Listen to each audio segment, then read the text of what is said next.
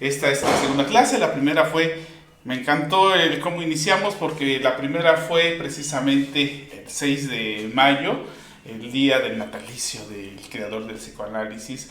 Y yo estaba ansioso de tener esta clase. Yo les decía a mis colegas, ya vamos a tenerla antes de que termine mayo. Me dicen, no, la de mayo ya pasó, toca la de junio. Y bueno, finalmente se me hizo que llegara el día de la clase. Entonces voy a ir tomando mis plumones porque vamos a necesitar escribir algunas cosas en el pizarrón. Y voy a darle les voy a noticiar un poquito cómo va a ser la temática de las clases. Creo que en la anterior no me permití decirles algo. Y bueno, tiene un poquito el formato de lo que es la formación del analista. Me apoyo de algún texto de Freud, ¿sí? Para explicar algo en particular, en este caso del campo psicoanalítico.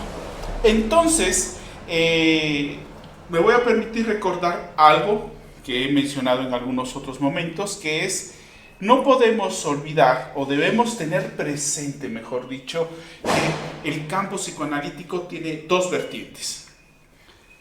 Y esto lo extraigo de escritos de Freud, o sea, no es mío, no es algo que me está inventando. Eso a premisa la puso el creador del psicoanálisis y, pues, al parecer sigue vigente, que es la vertiente científica y la vertiente terapéutica. Algunas personas dirán, oiga, pero es que el psicoanálisis no es ciencia, es que desde hace mucho ya fue rebasado. Yo les voy a pedir que si tienen ese pensamiento, se den la oportunidad de escucharme, en este caso, de escuchar las clases, para que se puedan anoticiar a qué se refería Freud con el asunto científico, ¿ok? ¿Sale? Entonces, en este caso, el texto que consideramos que podría auxiliarnos para hablar sobre el psicoanálisis de la muerte del amor es un texto un poquito extraño para el título que vamos a abordar, y ustedes van a decir, ¿qué tiene que ver eso con el asunto del psicoanálisis, la muerte del amor? Es un texto cortito de 1908 que se titula Las fantasías histéricas y su relación con la bisexualidad. A ver. Voy a tomar un texto de 1908, hace más de 100 años, para hablarnos al respecto de un tema tan delicado como es el amor, ¿sí? Y además, me escuche, de las cosas que Freud ya hablaba en su época y a lo que le daba explicación. Entonces, es precisamente algo que no tomamos en cuenta en esa creación del amor, que nos permite, de no tomarla en cuenta, nos permite tener una oscuridad en el camino, ¿sí? Que son las fantasías.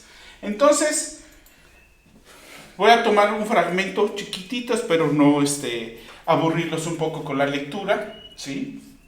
Y que tengan la paciencia para escuchar, porque solamente voy a tomar algo al respecto. Entonces, nuestro tema de hoy es psicoanálisis, la muerte del amor. Y como lo mencioné en alguno de los videos que hemos transmitido para darle publicidad a esta clase, no podemos avanzar si no tenemos el concepto de el amor.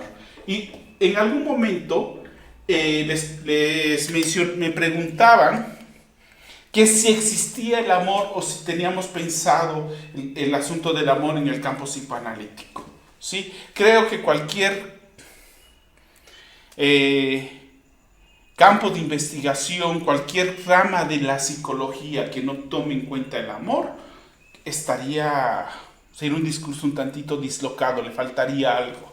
Y principalmente en el asunto terapéutico, en el asunto clínico, por lo general, los pacientes llegan por problemas de amor. Dice Freud que en la clínica psicoanalítica que se acercan por asuntos de amor, por asuntos de angustia y por impotencia psíquica, ¿sí? Que bueno, eso no lo vamos a trabajar ahorita.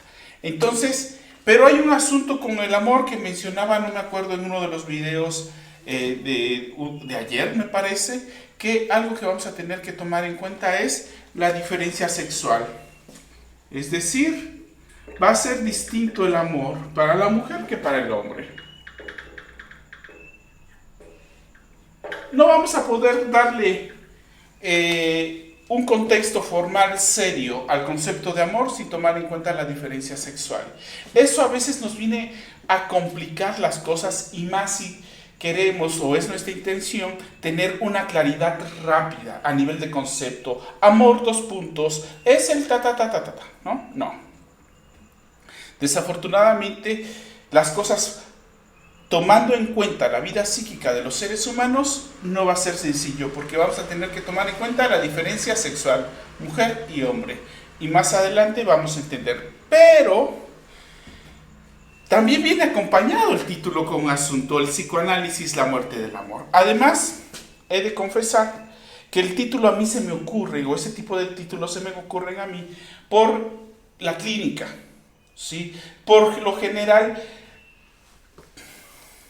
un tema que quisiéramos abordar, porque yo quiero abordarlo, como analista me interesa mucho, si no está apoyado en la experiencia clínica, en lo que recogemos de nuestros pacientes, está cojo, está dislocado. Por lo general, es fácil identificar un texto dislocado cuando hay muchas citas. Por ejemplo, cuando los psicoanalistas citamos, es que Lacan dijo, es que Miller dice en su seminario tal, dijo lo siguiente. Yo dudaría un poco de esos analistas, ¿sí? Hace un momento en la mañana, cuando precisamente estaba con una colega, con mi colega Dina, yo le pedí apoyo un ratitito que tuve libre. Digo, oiga, apóyeme con esto. Estábamos hablando algo al respecto de la fundamentación de lo que los psicoanalistas decimos. Y esto es algo para pensar, no me crean, piénsenlo. Cuando a veces pensamos que fundamentar algo es ir a hacer un recorrido bibliográfico y hacer una cita, ¿sí? Citar al autor. Y yo ya con eso estoy haciendo la creencia que estoy fundamentando lo que estoy diciendo. No quisiera yo ofender a nadie, pero yo iba a decir algo. Eso y la creencia religiosa es la misma, ¿sí? Por eso de ahí se entiende lo que el mismo psicoanalista Jacques Lacan va a decir un día, que la religión triunfará. Y los psicoanalistas, ahí todos tarugos, pensaron que se refería a la religión en sí. No, se refiere a estas creencias que hace el yo. El yo hace siempre creencia, ¿sí? Hay una función que es fundamental para su estabilidad, que es la denegación, ¿sí? Esa es una función muy potente del yo, y por eso hace creencias como el hecho de pensar que lo que estoy diciendo, fundamentándolo con lo que dijo un psicoanalista X, un investigador, un filósofo X, pues con eso ya mi trabajo está muy bien fundamentado. De momento decirles que esa es una de las creencias que hace el yo y que se vuelven religión, ¿sí? Entonces, no, en este caso solamente vamos a tomar el texto de Freud, porque me encanta a veces demostrar, y como se dice popularmente en México, restregarles a ciertas personas lo vigente que es lo que formalizó Freud, ¿sí? Para que digan, no, es que eso ya está anticuado, eso es de 1908. Ya no es válido para el 2025, ¿sí? Entonces, es un gusto presentarles lo que dice Freud, pero lo vamos a usar para elucidar algo. ¿Por qué decimos, o en este caso, por qué me atrevo a decir que el psicoanálisis es la muerte del amor? ¿A qué me refiero? Entonces, como les dije, además, algo que en lo particular a mí me acontece en la clínica psicoanalítica, que yo a veces lo practico esto en las conferencias para ver si hay algún colega que me dice, oiga, a mí me pasa ese mismo fenómeno, que es, a veces hay fenómenos que se repiten casi a la calca entre un paciente y otro, y uno dice, ¿cómo es posible que hay este fenómeno acontece en la misma época, ¿no? En este caso es esta expresión de pacientes que ya tienen tiempo trabajando, ¿sí?, en análisis, que dicen, ¿y ahora cómo me voy a enamorar? Ya no puedo montar esos engaños que hago ahora. ¿De qué se enamora uno? ¿No? ¿Cómo idolatro ahora al hombre? ¿No? Entonces, solamente estoy caricaturizando algo muy parecido, cercano a la realidad. Entonces, por eso a mí dije, claro, hay que hablar sobre cómo el psicoanálisis es la muerte del amor, pero ojo, de ese amor. Entonces, vamos a tomar algo que va a ser muy importante en cómo vamos a crear nuestra fantasía del amor, nuestros ideales, porque de eso nadie habla cuando habla de sus enamorados, de eso nadie habla en entrevistas, de eso nadie habla cuando hablan de el Señor Amor, no hablan de las fantasías, ¿sí? Ahora, como les dije, voy a leer algo un poquito, no muy extenso, pero que es necesario. Permítanme, dejen tomar agua porque ya se me está acabando la saliva.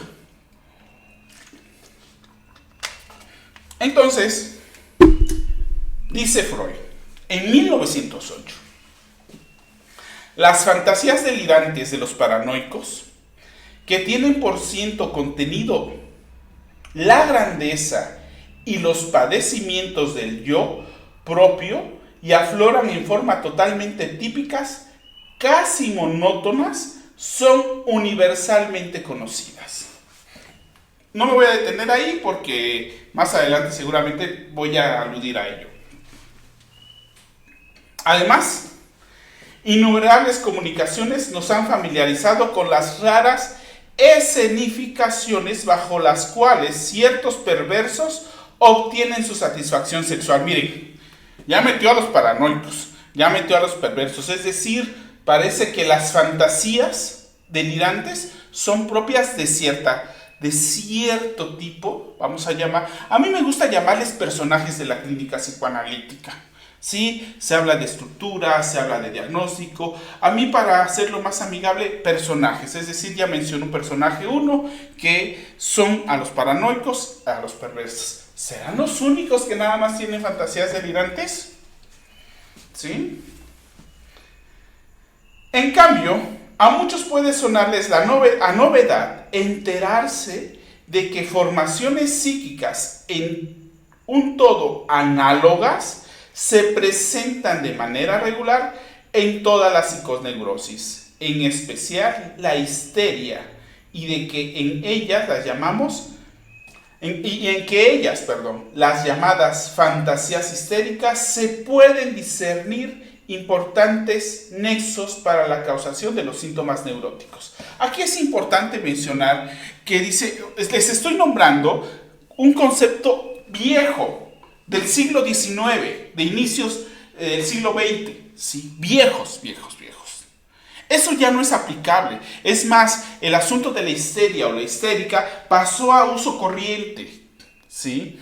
A referirnos a la persona. Es decir, la histeria es lo que hoy es la tóxica, para acabar pronto, ¿sí? Es decir, antes de decir estás de tóxica, se decía, ya estás de histérica, ¿no? Y después, ya estás de loca. Entonces, para que se den una idea que cómo se vulgarizó el término histeria. Ahora, en el campo psicoanalítico hablamos que es una de las dos neurosis de transferencia, o como le llama aquí Freud, psiconeurosis, ¿sí? No es una enfermedad. Es lo primero que hay que decir, ¿sí? Por eso yo prefiero llamarlos personajes de la vida psíquica. Es decir, oye, ¿cuántos personajes hay? Bueno, ya mencionamos 3. Hay uno que, la mera verdad es horrible, ¿sí? Las mujeres los adoran, se llama obsesivo, ¿sí? Perdón por lo que acabo de decir, me van a funar, pero lo tenía que decir. Maravillosas personas, el obsesivo, ¿no? No, la mera verdad es una ironía. El obsesivo da mucha batalla, ¿sí? Y más batalla en la clínica psicoanalítica. Cuesta mucho trabajo. Es un decir. Pero bueno, eso lo iremos abordando. Y lo vamos a tener que tocar porque pertenece a los hombres. Por lo general, eso no significa que no haya mujeres obsesivas, pero por lo general no. Hay engaños como ciertas cualidades o características pero nada tiene que ver. No. Por lo general, la histeria le pertenece más a lo femenino, a la mujer, ¿sí? Y repito, eso no significa que no haya hombres histéricos y viceversa, ¿sí? Entonces, pero nos va a auxiliar a responder esta pregunta, el asunto del amor, ¿sí? Entonces, vean, aunque aquí no menciona lo obsesivo, también hay que meterlo en ese cajón, ¿sí? Ahora bien, las fantasías delirantes, dice que en la histeria es un análogo. Es decir, no le podríamos llamar propiamente fantasías delirantes en el asunto de la histeria. Sin embargo, se le parecen mucho. Operan casi de la misma manera. Pero no me voy a meter en asuntos de términos. Solamente les estoy dando un panorama de cómo hace ese recorrido Freud al respecto de un tema y que en este caso nos va a auxiliar para elucidar algo al respecto de el tema que hoy se trata, que es el psicoanálisis, la muerte del amor. Y es en estas fantasías en donde va a estar oculto lo que cada ser humano crea del amor. Y ojo, ya les empecé a dar respuesta de qué es el amor, de que lo que cada ser humano crea, ¿sí? Es decir, el concepto amor va a estar lleno de subjetividad. Es decir, cada ser humano le va a depositar esa fantasía. Y si tomamos el asunto del paranoico, vamos a decir, esa fantasía delirante. Normalmente es delirio lo que depositamos en esto que llamamos amor. Obvio, psicoanalista, usted está equivocado. Yo lo siento vivo. Siento aquí en mi pecho cómo se sale ese afecto que tengo depositado en mi ser amado. ¿Que no es ese el amor? Bueno, ese es la expresión corporal que alcanza ese afecto. Cómo ese afecto atraviesa por el cuerpo. Es inevitable que todo el afecto se sienta, ¿sí? Pero sigamos. Fuentes comunes y arquetipo normal de todas estas creaciones de la fantasía son los llamados sueños diurnos, de los jóvenes que ya han sido objeto de cierta atención, si bien insuficiente. Y menciona en la bibliografía, trae una nota al pie que no la vamos a leer. Este es el punto que me interesa, ¿sí?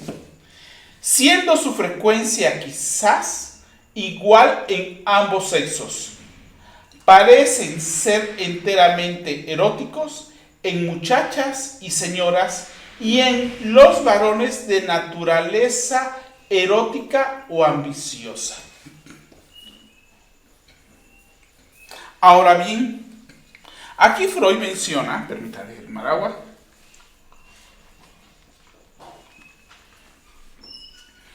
Vean, lo voy a repetir. Siendo su frecuencia quizá igual en ambos sexos, parece ser enteramente eróticos en muchachas y señoras y en los varones de naturaleza erótica y ambiciosa.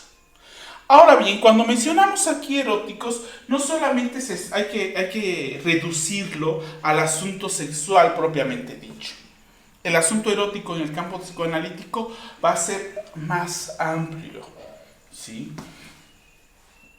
Se me ocurre ahorita, por ejemplo, inclusive este asunto aquí, en esta interacción, pues ahorita yo con la cámara, ¿sí? Pero en mi fantasía, ¿sí? Hay ahí personas escuchándome, viendo, poniéndome atención, ¿sí? Llenando mi ego, así, me miran, me escuchan, ¿no? Enorme placer que tengo que transmitir, lo están escuchando, ¿no? Eso es algo erótico, eso es todo lo que envuelve lo erótico también. Entonces, no solamente lo sexual. Así que, para que ubiquemos bien este fragmento del texto, pero lo que quería resaltar es este punto que dice Freud. De naturaleza erótica o ambiciosa. Entonces, cuando pensamos aquí en asunto erótico y ambicioso, bueno, ustedes perdonarán al ambicioso de mi perro, que él piensa que es un Doberman, y si se los presentara, a ver, la verdad, a decir, este es el ejemplo de entonces, ya me desconcentró ese viejito, algún día se los presentaré. Entonces, ojo, eso no solamente es lo erótico. Ahora, cuando se refiere aquí a ambicioso, podemos pensar que se trata de un asunto de dinero, un asunto de economía. No, tampoco podemos ser reduccionistas. ¿Por qué? Voy a borrar aquí, que finalmente nada más estas cosas las escribo para tener referencia. ¿Sí? ¿Sí? ¿Sí? Tenemos este personaje de la vida psíquica que es el yo. Este yo es bastante ambicioso. Por lo general quiere todo para sí. ¿Sí? Además hay algo para entender este para sí, y por cierto voy a tomar en cuenta algunas de las preguntas que me hicieron, ¿sí? Y aquí voy a empezar a responder al respecto de una pregunta que me hicieron. Tengo varias, ¿no? Una pregunta que me hicieron a propósito de los rasgos narcisistas o las personas narcisistas. Tenemos que hacer ese paso. Este yo, este forma parte de lo que Freud va a conceptualizar como personalidad psíquica. La personalidad psíquica va a estar conformada, así me gusta como lo dice Freud, por un ello psíquico. Ese es el nombre y apellido del ello, un ello psíquico. ¿Sí? Y también va a estar conformada por una entidad, así también le llamamos, entidad psíquica, también le llamamos, se me olvidó el otro nombre, permítame, ahorita me acuerdo, ¿sí? Sí, pero es instancia, la instancia psíquica al yo. Y ojo, cuando estudiamos lo que es la instancia psíquica, debemos tener en cuenta qué es el concepto de instancia. Solamente eso les paso de tips si quieren ir a investigarlo. Lo va a perturbar. No me diga. Preguntan en Facebook, cuando hablamos de fantasía delirante, ¿a cuáles nos referimos? Ay, mire, disculpe que me haya reído, pero hace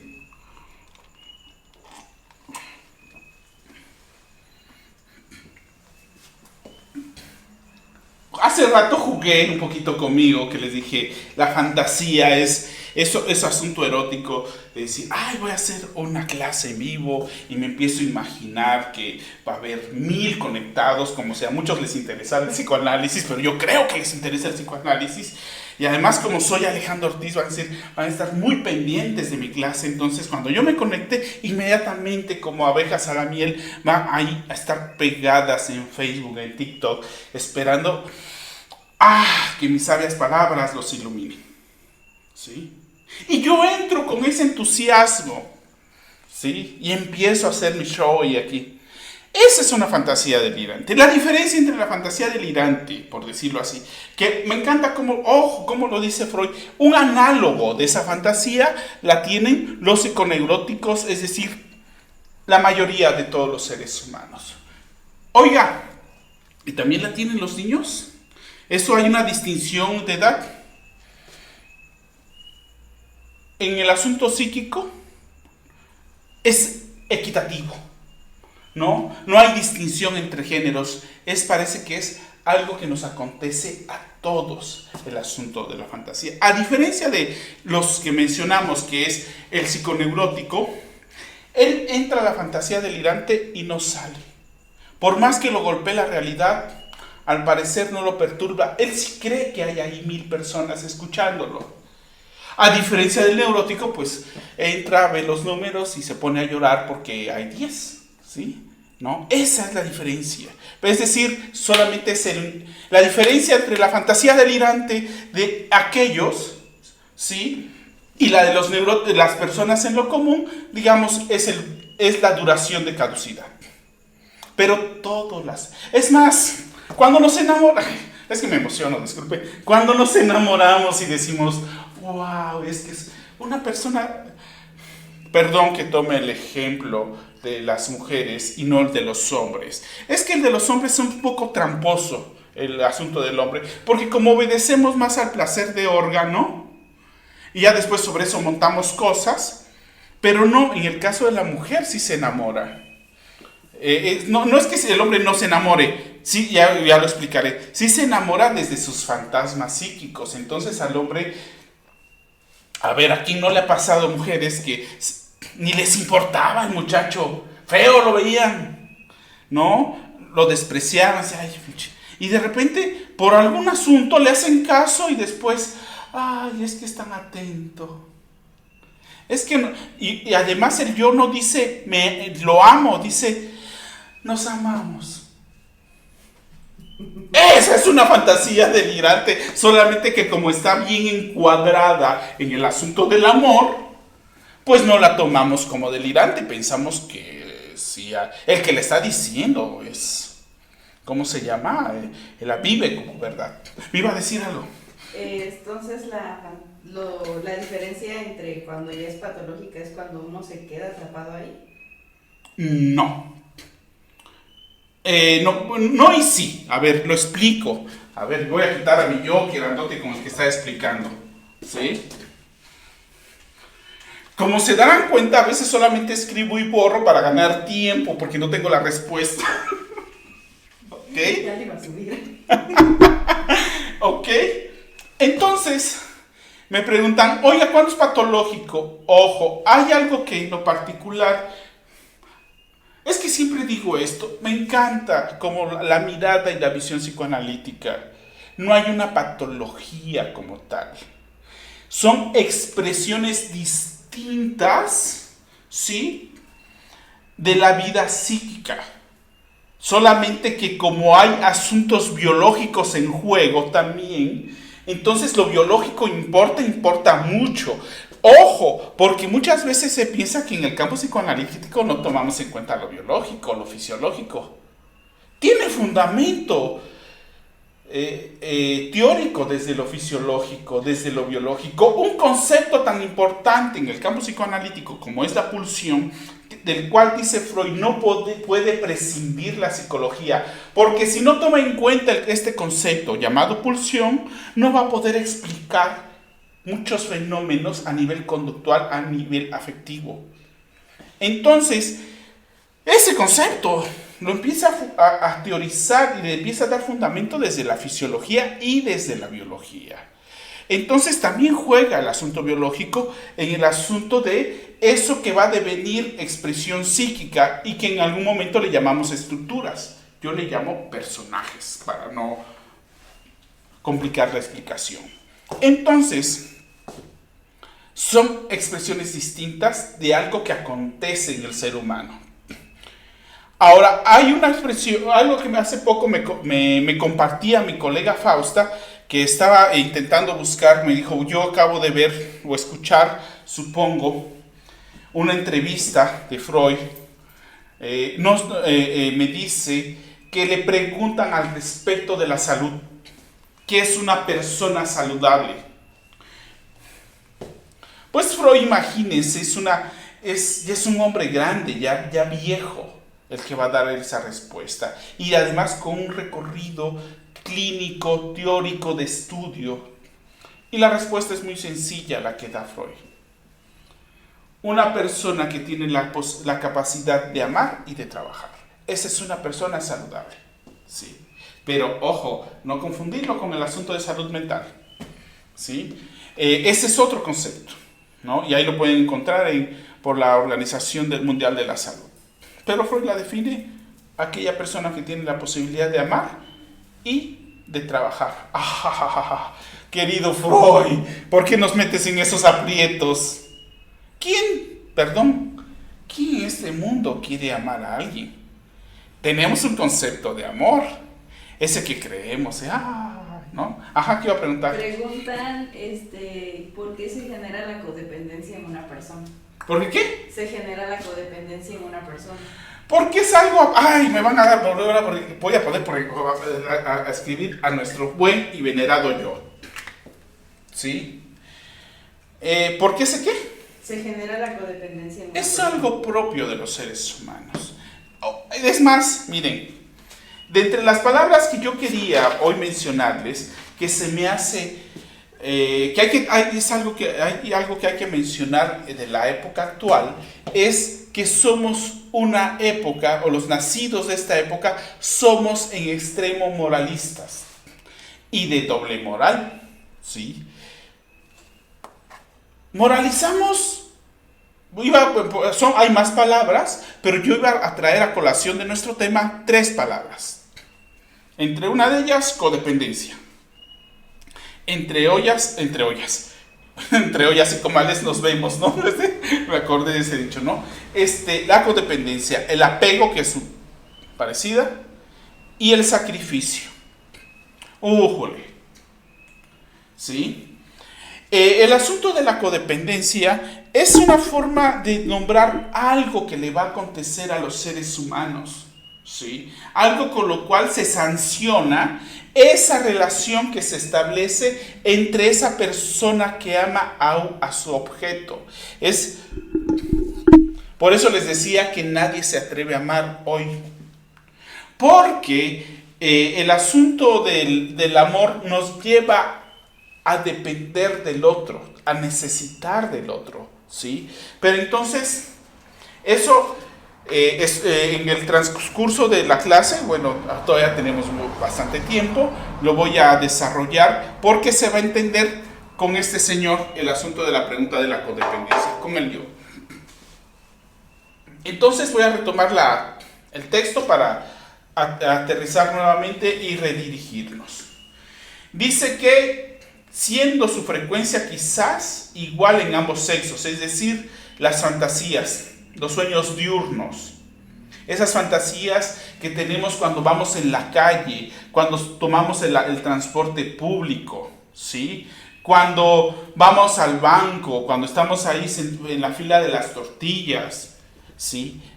Todo el tiempo va a haber procesos de pensamiento, vamos a estar trabajando, ¿sí? Nuestro pensamiento va a estar, es imposible detenerlo. Por eso hay pacientes en la clínica psicoanalítica, y muy bien, ¿qué se le ocurre? ¿No? ¿Recuerda algo? No, tengo mala memoria. ¿No? Entonces, se supone que por allá, en esas culturas del lejano oriente, ¿sí?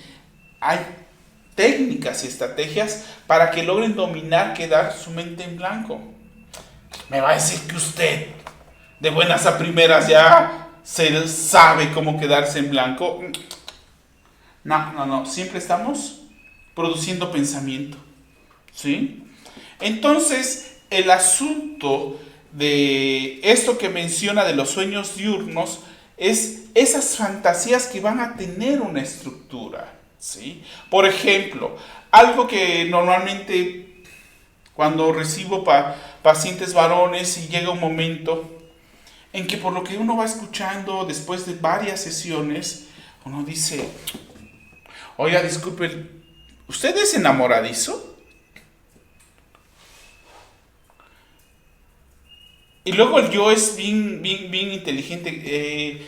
¿A qué se refiere? ¿No? Y uno dice, y ahora resulta que no sabe si es enamoradizo. Y yo pongo un ejemplo. Es decir, por ejemplo, usted en algún momento, si depende de la edad, ¿no? Si ya está grande, le digo, ¿en algún momento viajó en transporte público? Me dice, sí. Por ejemplo, usted se sube al transporte público y ve a una muchacha, le tocó a lo mejor ver a una muchacha bonita, una muchacha linda, y le sonríe. ¿Sí? Y ya usted va a tener esa sonrisa para llegar a su asiento, no dejarla de mirar, ¿sí? Y se empieza a imaginar cosas, ¿sí? Y en ese lapso en lo que la muchacha baja o usted se baja, usted ya terminó en matrimonio con ella, Porque ya está a tal nivel de hecho andar su fantasía que se imaginó cosas. ¿Sí? Bueno. Nunca dice eso el paciente cuando habla del amor. Nos habla de las penas de amor. Nos habla de cómo encontró... Aquí les paso, voy a hacer una viñeta clínica. Y para aquellos o aquellas que están iniciando la clínica psicoanalítica, puede que les auxilie en la técnica. Por lo general, en el campo psicoanalítico, hablamos de asociación libre. ¿Sí? Y miren, ese es un tema bastante discutido en el campo, o al menos dentro del instituto. Porque se piensa que la asociación libre es que el paciente hable. Pero muchas veces el paciente habla de sus construcciones desde este sujeto llamado yo. De conclusiones, de lucubraciones, yo creo. Y hay pacientes que son excelsos y excelsas haciendo lucubraciones y hablando. Llegan a la siguiente sesión y siempre tendrán tema de conversación. Y a veces, cuando es uno tonto, perdón por la expresión, uno cree que eso es la asociación libre, dejar hablar libremente al paciente, como la palabra libre es igual a libre, entonces pues, y no, esa no es la asociación libre, ¿sí? ¿Sí? Eso es dejar que el paciente diga lo que él quiera, pero no podemos dejar de lado que todo lo que nos dice el paciente va a estar orquestado por este señor, el yo, que es el que habla, el que sufre, el que llora, el que se queja de la mamá, de los hermanos, el que lo tratan. Ese es el yo hablando. ¿Sí? Entonces, cuando los pacientes nos llegan, no, por ejemplo, voy a poner una anécdota, ¿no? A ver si puedo rescatar alguna anécdota reciente. Ay, cuando las necesito no llegan. Pero, por ejemplo, algo común, ¿no? Que es que mi papá nunca nos dejaba jugar, siempre llegaba y nos pegaba, y sí, no, y es que mi papá siempre fue alcohólico, y se van por la historia. ¿Sí? Es información importante, claro que sí, nos da información. Recuerden que yo les comenté, creo en el otro video, que nosotros trabajamos con dos cosas, con información y precisión, y una no puede ser sin la otra. ¿Sí? El analista no interviene si no tiene la información. ¿Sí? Entonces, eso nos auxilia en no intervenir desde nuestra moral, no intervenir en lo que creemos que es mejor para el paciente, en aquello que ya nos conmiseramos y nos identificamos. No. No puedo dejar de obtener información para poder trabajar con precisión. ¿Ok? Pero la información no es esa forma en la cual los pacientes nos cuentan. Entonces, cuando el paciente nos cuenta, por ejemplo, ese tipo de cosas, uno normalmente recurre a una técnica que Freud nos hereda en la interpretación de los sueños. Le pedimos al paciente que nos cuente el sueño. En este sentido, le pedimos que nos cuente la anécdota. Cuénteme una anécdota en donde su papá le pegó. Y así se queda el paciente, es decir, mire, no me acuerdo, pero sí me acuerdo que siempre nos pegaba. No, realmente no responde así el paciente, pero dice decir, no me acuerdo. Y uno dice, no se preocupe, ya aparecerá. Curiosamente, cuando uno ya se relaja, dice, ya me acordé de una. Y empiezan a narrar, ¿sí? Otro ejemplo.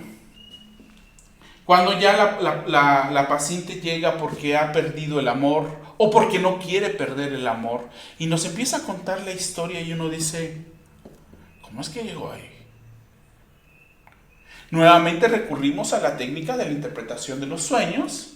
Le pedimos que nos cuente, no el sueño, a propósito, porque nos está contando ya el sueño de alguna manera.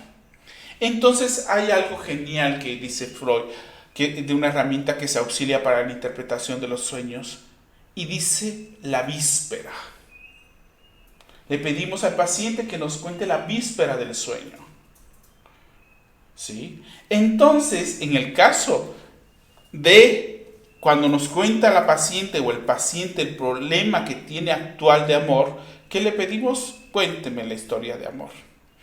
Pero además pedirle al paciente cuénteme la historia de amor es un acto de verdad y es una ironía. Es una burla para el yo. Pobres pacientes no saben que es cuando les decimos cuénteme la historia de amor, es una burla para el yo. Porque el yo es así de, pero ya no es de amor. Y uno les dice, pero lo fue. Pero ya no es de amor, nos podría replicar el paciente. Y uno les podría decir, sí, pero lo fue. A ese amor es al que nos referimos en el campo psicoanalítico, que es la muerte del amor. Esa fantasía, en este sentido de lo que venimos, del término, de la fantasía delirante. Hace poco una paciente me decía, es que, Alejandro, es como si hubiera estado secuestrada la razón. Sí. Cuando uno está en la relación amorosa, ojo. Aquí estoy diciendo amorosa y ustedes se han de imaginar cuando estén en el amor, ahí en la felicidad, y los pajaritos y la primavera eterna. No. Aquí ya nos estamos refiriendo a cómo dentro de la relación uno y otro se empiezan a engañar y es uno y no el otro el que empieza a justificar aquellas cosas que ese ser amado o ese ser amado que lo fue en algún momento empieza a hacer. ¿Sí? Ahorita ya se me ocurrirán ejemplos para hablar sobre eso del amor. ¿Sí? Entonces, regreso al texto. Porque no se nos olvide, disculpen, a veces cuando estoy explicando algo, y eso es algo propio de la formación o del psicoanálisis, que para explicar una cosa pequeñita, teórica, necesitamos extendernos porque en sí misma no nos da la explicación. ¿Ok? Entonces estamos tomando en cuenta las fantasías de los paranoicos, las fantasías delirantes, como aquello que nos va a permitir observar en micro lo que nos va a suceder a todos los seres humanos en general al respecto del amor. ¿Ok? ¿Sí? Y bueno, y ya recalqué lo que dijo Freud. En el caso de la psiconeurosis, que somos la mayoría de los seres humanos, y ojo, hoy no se toman en cuenta esos conceptos, hoy se hablan de trastornos, pero cómo se construyen los trastornos hay muy poca seriedad al respecto de su formalización, por eso ni siquiera los tomamos en cuenta. Son expresiones expresiones de la vida interna que todo, podemos decir, psiconeurótico tiene, ¿ok? Que somos afortunadamente los más general en este mundo terrenal, ¿no? Afortunadamente hay mucho menos psicóticos y mucho menos perversos, aunque parecería que hay más perversos de lo que pareciera. Lo que pasa es que el obsesivo se va a parecer un poquito, se le va a asemejar por los actos que comete. Entonces resulta que estábamos en el asunto de la naturaleza erótica y ambiciosa. Y estábamos con este señor que es el señor yo. Él quiere todo para sí. Parecería que no. Y para explicar eso, Freud va a crear un concepto. No se nos olvide, estoy hablándoles como si estuvieran en la formación. Disculpen. Freud va a construir su campo de saber, su nueva ciencia, como él la llamaba, su joven ciencia, el psicoanálisis, con las herramientas que tenía de su época. En este caso era el positivismo y la ciencia mecanicista, principalmente la ciencia mecanicista. ¿Ok? Entonces, por eso va a hablar de aparato psíquico. ¿Sí? Porque la forma en la que va a estructurar teóricamente a esta personalidad psíquica, ello, yo y superyo, es en un aparato psíquico. Y como todo aparato necesita energía. Y su energía va a ser la libido, así se le llama, o energía libidinal. Posiblemente en algún momento hayan escuchado esa palabra de estás bajo de libido. ¿sí? Ay, es que hoy no tengo libido, ¿no? O principalmente aquellas personas que empiezan a tener problemas de relaciones sexuales dentro de la pareja y dice, ay, es que ya no me despierta la libido, ¿no? Y pensamos que la libido sube y baja, ¿no? Como el chorrito, ¿no? De la canción de Cri Cri. No, la libido no sube y baja.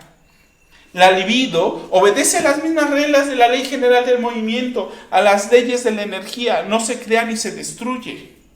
En este caso no es que se transforme, se deposita en otros objetos. ¿Sí? Entonces, yo, a veces cuando hablamos, voy a tomar en cuenta la pregunta que me hacen, todavía no la menciono, del narcisismo, y que tiene que ver eso de naturaleza erótica y ambiciosa. Si bien ahí Freud no está hablando de narcisismo, ¿sí? Si bien Freud ahí no está hablando de narcisismo, ¿sí? Enfoquémonos qué sería una naturaleza ambiciosa en el yo. No es que quiera todo el dinero del mundo. Lo que quiere es la libido, ¿sí? Entonces, lo que quiere es la libido. Y toda para él, ¿sí? Quiere concentrar miradas, quiere concentrar atenciones. A veces vamos a escuchar en la clínica psicoanalítica el dolor del adulto, que fue el dolor del niño, cuando nació el hermanito o la hermanita y ella ya tenía 6 años, ¿no? Y ven y llegan los Reyes Magos y llegan los mejores juguetes para ella. Y ni siquiera los mejores juguetes, a lo mejor ni siquiera, no es que no le regalaran a él, sino a mí no me dieron juguetes cuando yo tenía la edad de él o de ella. A mí me pegaban. Ahora resulta que ya no pegan, pero yo hacía esos berrinches, a mí sí me pegaban, a ella no, o a él no, ¿sí? Entonces el yo va a ser muy fijado en esas cosas. Oiga, psicoanalista, yo creo que se equivoca porque, por ejemplo, yo nunca fui así con mi hermana o con mi hermano. Bueno, hay algo que decir. Me encanta Freud porque no hace universales. ¿Cómo les dije como lo que trabajamos en el campo psicoanalítico? Con información y precisión. Es decir, solamente les estoy platicando algo, que yo en mi particular clínica encuentro en la clínica, así que a esa persona que me dice yo no, pues le tendré que creer porque tendría yo que escucharla para averiguar otra cosa o para afianzar lo que esta persona dice, ¿sí? Entonces, siempre el psicoanálisis tiene esa reserva. También podemos aplicar la que aplicaba nuestro presidente, que decía yo tengo otros datos, ¿sí? Pero no es el caso, ¿sí? Ok, entonces el yo parecería que una tendencia, a mí me gusta la palabra tendencia, es una de las palabras que mucho van a escuchar en los escritos freudianos, tendencia, va a tener una tendencia, ¿cuál? Querer todo para sí. Entonces vean, escuchen. Ojo, yo se los estoy diciendo, pero seguramente como vamos a tener más clases, van a poder preguntar al respecto. Entonces, oiga, psicoanalista. Entonces, ¿cómo es este asunto de los discursos actuales en donde dicen primero tú, en una relación debes ver primero tu bienestar, debes primero que estés tú bien, es decir, debes privilegiarte primero? Este señor no necesita esas clases. El yo ya siempre ve primero por él. Pero hay una cosa. Estaríamos midiendo lo que en su interior pasa con lo que nosotros creemos que él no mira por él primero. ¿Ok? Ahí es donde está el asunto, en estas fantasías. ¿Sí? En estas fantasías que son propias no solamente de los paranoicos, ¿sí? Ahí es donde se juega la explicación de por qué pensamos que cuando una persona no está mirando por ella, ¿Sí? Y creemos que el discurso que tenemos que decir es que se cuide, que se vea primera, pero no estamos tomando en cuenta lo que ella fantaseó. ¿Sí? ¿Y cuándo? Cuando tuvo esas fantasías y esos sueños diurnos. No solamente aquellas que se generaron en la tierna infancia, también en las de la adolescencia, en donde él o ella se crea una idea al respecto del amor, de su personalidad. ¿Sí? Voy a continuar leyendo porque quiero llegar a otro punto. ¿Sí? Dice, sin embargo, no sería lícito relegar a un segundo plano el valor del factor erótico aún en los varones. Se averigua que han realizado todas esas hazañas y conseguido esos logros solo para agradar a una mujer y para que ella los prefiera a otros hombres. Estas fantasías son unos cumplimientos de deseo engendrados por la privación y la añoranza. Llevan el nombre de sueños diurnos. Son derecho, pues proporcionan la clave para entender los sueños nocturnos. Con derecho, perdón. ¿Sí? El núcleo de cuya formación no es otra que estas fantasías diurnas complicadas, configuradas y mal entendidas por la instancia psíquica consciente. Vean lo que va a decir Freud aquí. Esos sueños diurnos son investidos con un interés grande, se los cultiva con esmero y las más de las veces se los reserva con vergüenza, como si pertenecieran al más íntimo patrimonio de la personalidad. ¿Sí? Ahora, y bueno, aquí, por ejemplo, solamente para poner ejemplo de estos diurnos, y uno va a decir, no lo recuerdo, Doc, ¿no? Como que usted desvaría con esas cosas. Les voy a poner ejemplos de sueños diurnos.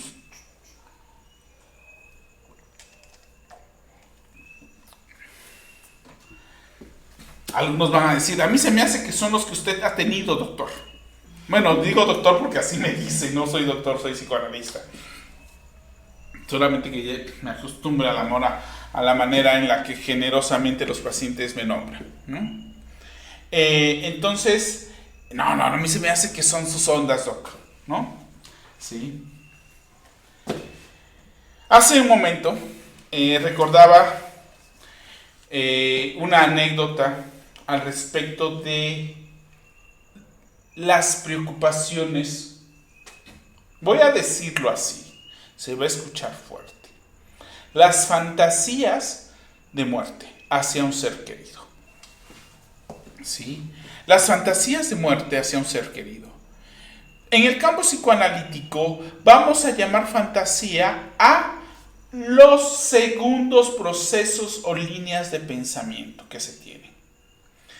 Esto Freud lo desarrolla de una manera muy clara, no recuerdo la página, pero aquellos que quieran buscar el texto, que es en el capítulo 2 de la interpretación de los sueños, ¿sí? Freud habla sobre esos segundos pensamientos. ¿Sí?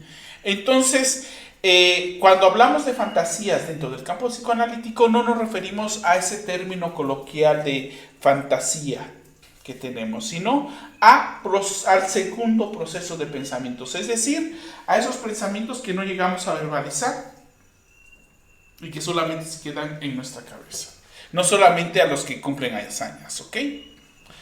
Entonces resulta que las fantasías de muerte hacia el ser querido son muy comunes y muy angustiantes.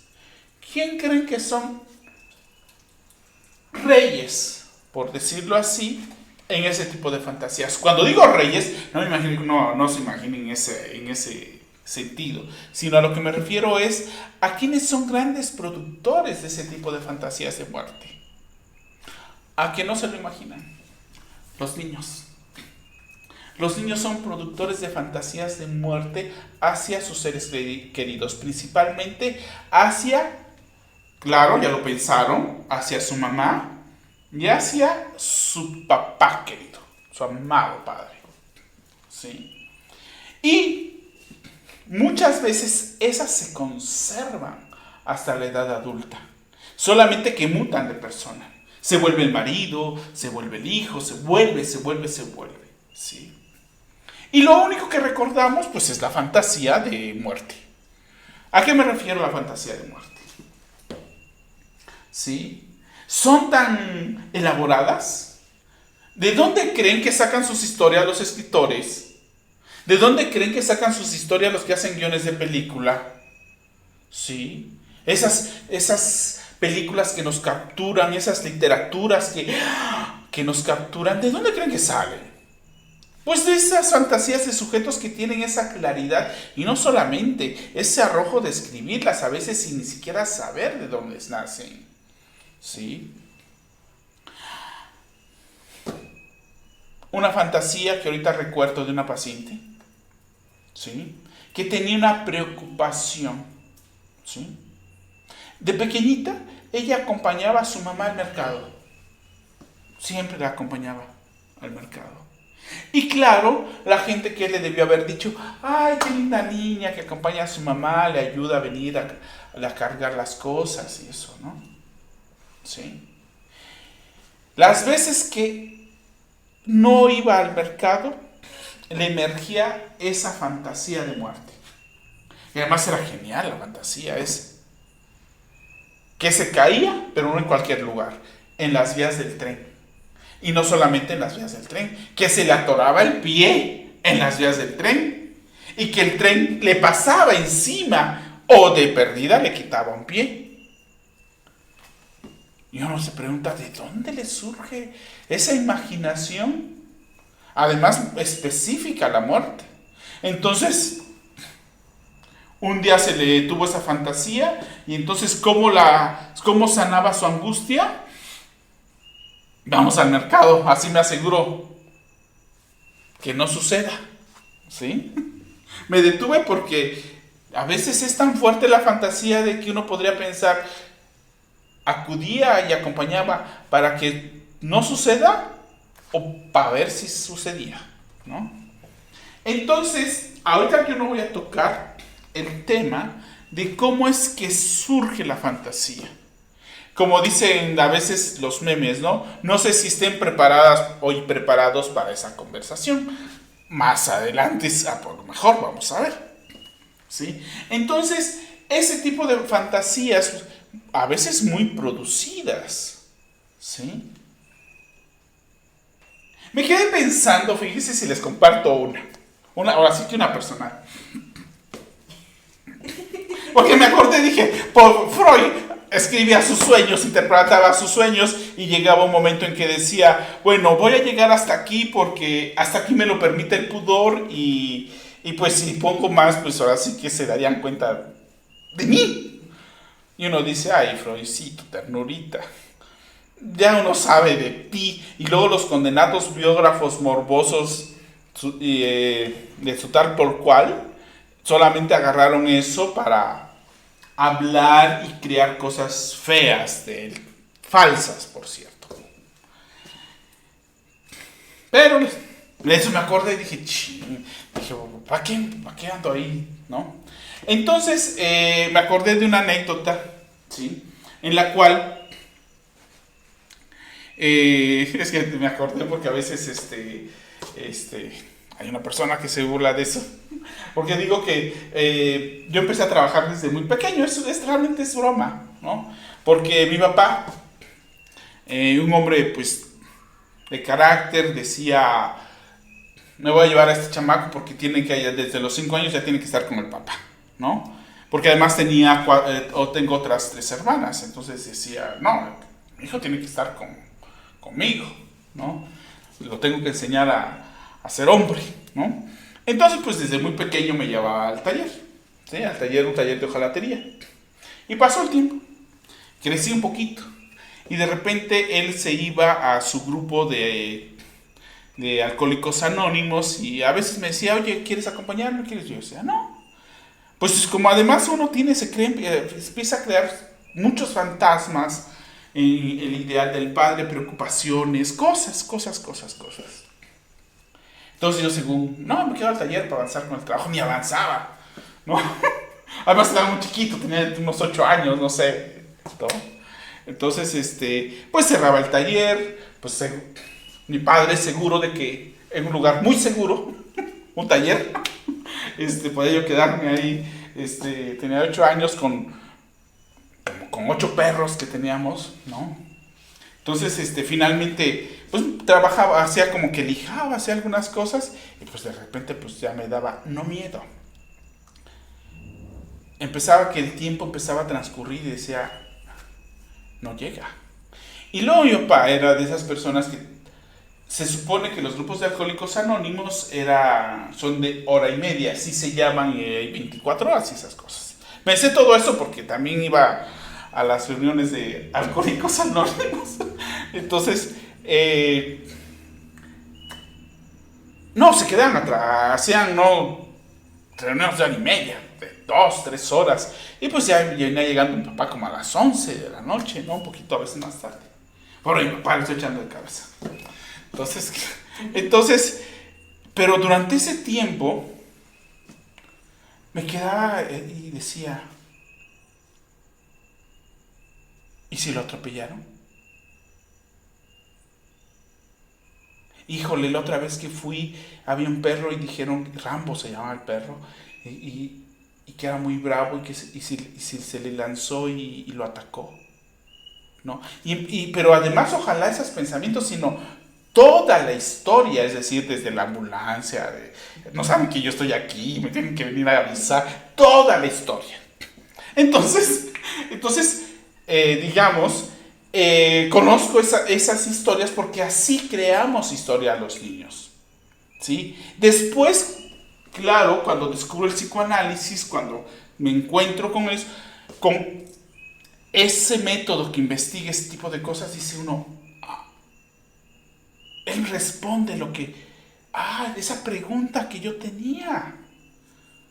¿Sí? Fue así que encuentro un poquito, ¿no? Pero después descubro que la gran mayoría de personas tiene ese tipo o ha tenido ese tipo de fantasías, ¿sí? Entonces yo nada más decía, por ejemplo, me pasaba mucho con los compañeros de la formación así de, no, perdón, o sea, no seas hipócrita, sí, yo sé que pasamos por ahí, ¿sí? Lo que pasa es que unos lo recordamos, otros no, a otros les cuesta más trabajo elaborar. Entonces, ese tipo de pensamientos le llamamos fantasías, ¿ok? Así le llamamos, sueños diurnos. No solamente los sueños diurnos son esos sueños de grandeza, ese sueño donde realizamos proezas, otro tipo de sueño diurno común, ¿sí? ¿Cuál? Aquellos niños que se pelearon en la escuela o aquellos jóvenes que se tuvieron una confrontación, una pelea, ya sea de golpes o verbal, después de que pasaron y si por algún motivo fueron derrotados, el sujeto derrotado se queda de, le hubiera hecho esto así, le hubiera hecho esto así, y se queda ahí elaborando. ¿Horas? No. Pueden seguir eso hasta 2, 3 días después, recomponiendo lo que aconteció en la realidad, ¿sí? Ahora, yo les puse ejemplos muy, muy sencillos al respecto de esto que hablamos de fantasías, ¿sí? ¿Sí? Esas fantasías que muchas personas, o casi todos, me atrevería a decir, tenemos. ¿Quién habla de las fantasías al respecto del amor? Aquellas cosas que antes incluso de tener un amor ya tenían en la cabeza. ¿Sí? Walt Disney nos anoticia de las más comunes. Ha vulgarizado la fantasía del amor. Que ojo, que ya no opera. ¿Quién nos auxilia hoy con las fantasías del amor? A ver, ¿cuál es una fantasía del amor actual? A ver. Y no me digan que no se las saben. Cuando se las diga van a decir, ¿sí? A ver, las jovencitas, hoy, ¿cuál es su fantasía? Que nos mantengan. Que no la escuchen las feministas. Perdón. ¿Cómo que van a tener ese retroceso? Pero no cualquiera, un hombre rico. Sí, pero la fantasía es tener un sugar daddy, ¿no? Pero guapo. No tan viejo. Con dinero, ¿no? Un Henry Cavill. Un Henry Cavill cualquiera, ¿no? Sí, bueno, esa es una. La otra es la mujer empoderada. Por ejemplo, una mujer ahorita actualmente que circula, así como esa mujer empoderada, poderosa, que salió de la desgracia, ¿no? ¿Quién? A ver, que facture, ¿no? Sí. Entonces, hay muchas fantasías alrededor de eso, ¿sí? Hoy la época se presta a lo digital, ¿sí? Pero, cuando nosotros recibimos a una o a un paciente, ¿sí? Al respecto, que trae algún problema con el asunto del amor, en donde vamos a terminar, por decirlo así, aterrizando, es en las fantasías que ellos han creado al respecto del amor. Ahora, si me permiten, ¿sí? Y respondiendo también por un asunto de si una persona que dice narcisista es capaz de amar. Híjole, es que hay varias preguntas que creo que las voy a responder en sus momentos psicoanalíticos. Y les daré respuesta a cada una, se las voy a compartir. Dice, ¿existe el amor para el psicoanálisis? Creo que esa ya la respondimos en uno de los videos, y creo que con lo que voy diciendo se puede responder. ¿El psicoanálisis representa la muerte del amor? Sí, del amor narcisista, si se dan cuenta, ¿sí? Pero eso todavía no lo desarrollo. ¿Qué dice el psicoanálisis sobre el amor romántico? Así le llamamos los seres humanos, ¿no? Cualquier diría, pues es que ese es el amor verdadero, ¿no? También se habla en psicoanálisis del amor de padre y hermano, sí, por supuesto. ¿Qué es el amor? ¿Cómo se expresa el amor en estos tiempos? ¿El amor es igual para hombres y mujeres? Que era algo que todavía estamos en el camino en la explicación.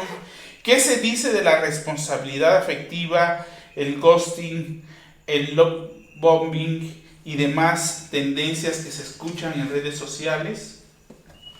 ¿Una persona con rasgos narcisistas es capaz de amar a alguien más que a sí mismo? Ay, queridos, ¿qué les digo de esa pregunta? En el asunto del amor, uno se ama. Miren, Freud dice cosas horribles como esta que les voy a decir. Uno se ama en el otro. No hay posibilidad de otra cosa. Más narcisista que eso. Ahora, eso lo voy a tener que explicar, ¿Cómo es que uno se ama en el otro? ¿No hay otra posibilidad de amor? El romántico, que es lo mismo. Es solamente la envoltura que se le da para finalmente caer en algo que es amarse en el otro. Y si lo que el sujeto nombra como amor no es amor, entonces ¿qué es? Bueno, ya les dije. Posiblemente no me dé tiempo, pero eso no significa que no las vamos a responder. Ajá. Pregunta, ¿cuál sería el amor genuino en el psicoanálisis? Ay, perdón. Es que... Ojo, perdón, perdón. No me río de burla, es que me río. Híjole. Me hizo esa pregunta, me hizo recordar. ¿Me la puedes repetir, Inara? ¿Cuál sería el amor genuino en el psicoanálisis? Podemos decir que todo es genuino, en ese sentido. Solamente que lo que pasa es que es tamizado por este personaje, el yo. Pero también esa pregunta me hizo recordar algo. Y de hecho también la propuesta de psicoanálisis, la muerte del amor. Recuerdo dos momentos al respecto de la muerte del amor, o el momento en el que empecé, pues ya tiene tiempo, pues aunque me iba a echar un halago, dice, aunque me veo joven, iba a decir, ya tengo mis años en el campo psicoanalítico. Yo me topo con el psicoanálisis a los 18 años, fue algo totalmente fortuito. Pero pasa el tiempo, y una de las psicoanalistas que me formaron varios analistas, digamos, yo soy el resultado de la transmisión del psicoanálisis de varios y varias analistas, pero tuve una principal analista que me formó y que en su época, en su momento, a ella cuando yo recién me acerqué al psicoanálisis y después inicié la formación, ella hace una expresión que en ese momento yo no la supe comprender, pero también supe al paso de los años que los psicoanalistas no debemos soltar frases así, porque se presta para malos entendidos, ¿sí? Y más cuando formamos a otros. Entonces, la frase que ella decía, y yo entendí años después que era un asunto político, ¿sí? Y eso un poco cubriendo al analista, porque realmente preferí pensarlo así. Decía, las mujeres no aman. No, ¿y qué creen que hizo el condenado yo? Las mujeres no aman.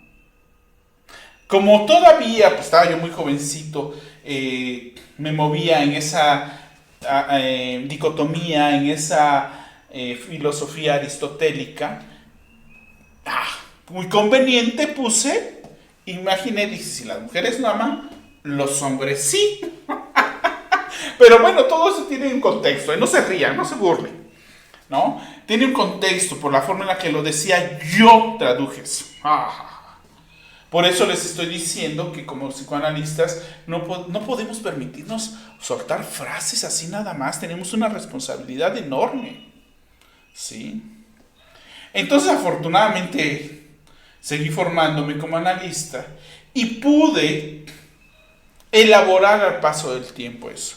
Entonces, era un asunto político, era necesario en su momento decirlo para esta analista, ¿sí?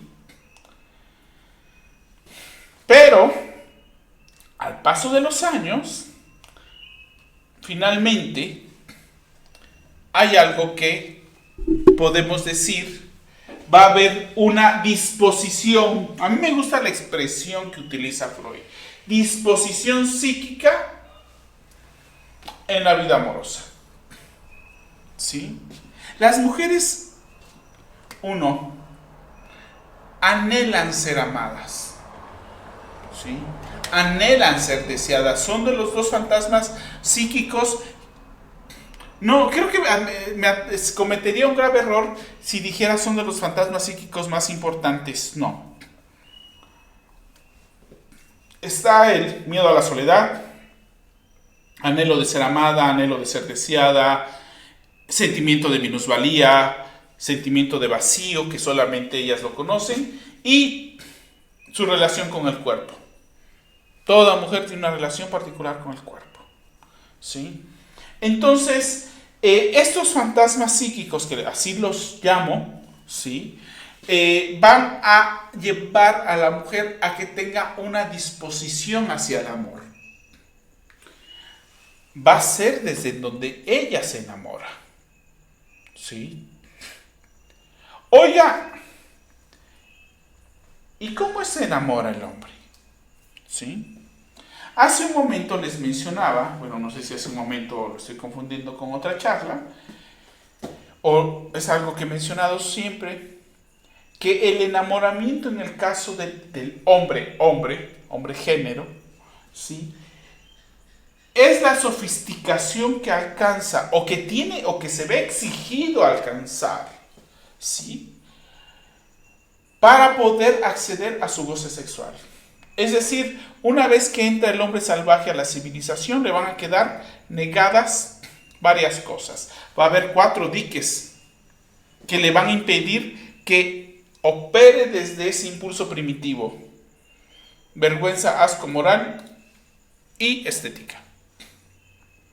Entonces, ya no va a poder acceder a su goce sexual como lo venía haciendo, ya no va a poder matar al otro, ya no va a poder cometer incesto, ya no va a poder cometer canibalismo, no va a poder cometer muchas cosas.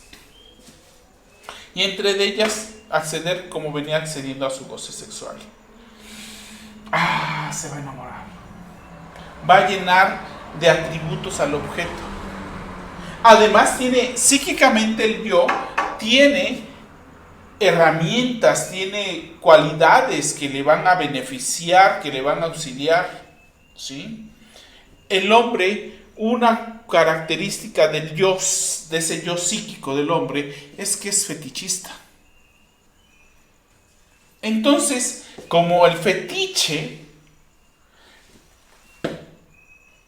ustedes van a escuchar a hombres cuando se enamoran, ¿sí? No hablemos del Don Juan o del Casanova, hablemos del hombre común, del de a pie, ¿sí? Cuando se enamora, por lo general se fija en algo particular de la mujer, que ha sido vulgarizado por el asunto de pensar que al hombre, le gustan mujeres voluptuosas. El hombre se enamora del fetiche. Y miren, ahorita yo no voy a abordar el fetiche, pero de verdad, si se les dijera qué significa el fetiche o qué es el fetiche a nivel psíquico, explicado desde el campo psicoanalítico, ustedes se quedarían así. ¿Sí? Ahorita no. ¿Sí? Ya, si quieren que se los explique, me dicen, no, ya nos dan una clase sobre el fetiche y yo, ya saben, se las preparo. Pero denle like al video. Suscríbanse al canal, ¿no?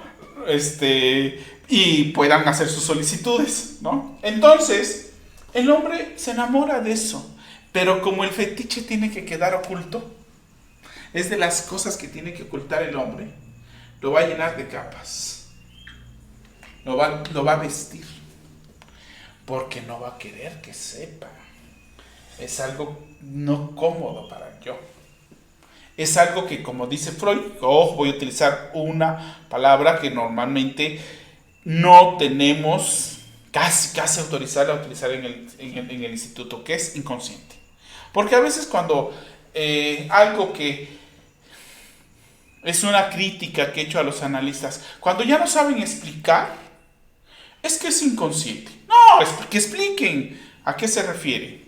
Entonces va a quedar tan sepultado porque tiene que ser deformado. Es algo prohibido el fetiche. Entonces, claro, ¿qué va a decir? Es que me gustaron sus ojos, ¿no? Me gustó su piel. Va a decir cosas al respecto. Pero entonces va a tener al objeto del cual se enamora, lo va a tener que vestir y vestir y vestir y llenarla de atributos solamente porque quiere tener acceso a esto. A eso que llamaba hace un momento acceder a su goce sexual, ¿sí? Entonces, en el caso del hombre es básico. Somos un bocho. Si lo psíquico lo pudiéramos definir en automóviles, ¿sí? Lo psíquico en el hombre es un Volkswagen, un básico.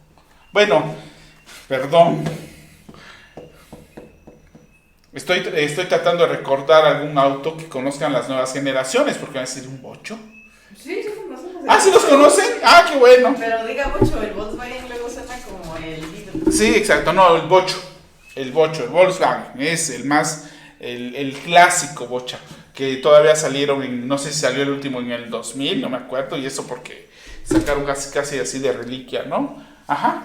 Los que sí ven la clase del fetiche y qué pasa después de su goce sexual. ¿De quién? Pues del hombre. Ay, dije, de Dios. Yo lo estoy leyendo como dice. Ok, ¿el fetiche ya se inscribió? Sí.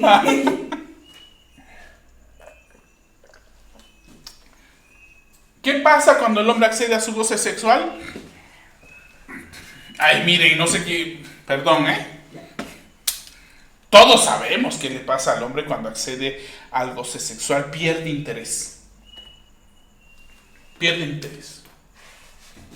Por eso, a lo mejor las nuevas generaciones no lo saben, pero anteriormente las mamás, las abuelitas daban el consejo. No, porque en una época que se hablaba de la pruebita del amor. Hasta hay una canción por ahí. Dame la pruebita del amor. Antes las mamás decían, nada de pruebitas del amor antes del matrimonio. ¿Por qué? Sabiduría popular. ¿Sí? Pero a veces se nos olvida que como la sabiduría popular no tiene fundamentación científica, ¿verdad? Pues no le hacemos caso. ¿Sí? Y se nos olvida cómo demonios nació la ciencia. Pero bueno, eso los dejo para que lo investiguen. Sí, entonces la sabiduría popular se decía eso, nada de pruebitas de amor, nada de comerse la torta antes del recreo. ¿Por qué? Porque bien conocían a los hombres. Una vez que tienen acceso a su goce sexual, ya. ¿Y los que se quedan? ¿Dónde? ¿Y los que se quedan? ¿Y los que se quedan qué? Pues los que no se van. Encuentran, está su fetiche. ¿Ok? Pero por lo general, desafortunadamente, eso tiene... a ver, ojo. Ahorita que me decía, y los que se quedan, hay hombres que tienen la fortuna... perdón, antes de la fortuna de esos hombres. ¿Sí? ¿Dónde está mi color? ¿Sí? Antes de hablar de la fortuna de los hombres... ¿Se acuerdan de la anécdota que les comenté que decía esta psicoanalista que me formó? Qué feo se escucha. La psicoanalista que me formó. Sí. Bueno, una de ellas decía que las mujeres no aman. ¿Sí? Y que yo en ese entonces dije, entonces los hombres sí. Pero yo no me lo planteé como pregunta, yo no lo dejé. ¿Por qué? ¿A quién creen que estaba protegiendo cuando dije que los hombres sí aman? ¿A quién? Pues a mí. Porque yo sí convivía con la idea de que, yo sí amo. Bueno, sí, pero no así. ¿Ok? Entonces, bueno, pero déjeme decirle que ese fue un sopetón que me di. ¿Sí? Ya después de darme ese sopetón de, híjole, lo básico que somos los hombres en el amor. Los hombres amamos. A ver si me sale. ¿Amamos? ¿O deseamos? Lamento a aquellas mujeres que tienen la ilusión de que un hombre las ama y las desee. La mujer, ¿se acuerdan que les mencioné que tiene sus fantasmas psíquicos? Miedo a la soledad, deseo, anhelo de ser amada, de ser deseada, minusvalía, vacío, relación con el cuerpo. Imagínense las mujeres que quieren que las amen, que las deseen. Yo el ejemplo que pongo, esos dos anhelos se los depositan a un ser diminuto, como una hormiga negrita de esas que andan por ahí en el azúcar, ¿sí? Y pues el otro hombre nada más se queda así, ¿no? Porque o la cosa, hombre, ama o desea. Y esa fue la primer desilusión. Uno dice, o amo o deseo. Cuernos. Desear, seguro. Eso ni lo ponemos en duda. Pero el problema es que su deseo les dura. La otra vez estaba escuchando un comediante, ¿no? Que le decía el chiste, este comediante le decía a su esposa, oye, ya me voy al trabajo. No, espérate, vamos a tener un rapidín. No, pero se me hace tarde. Y la mujer, que son 30 segundos. Eso es lo que le dura el deseo a algunos hombres, ¿no?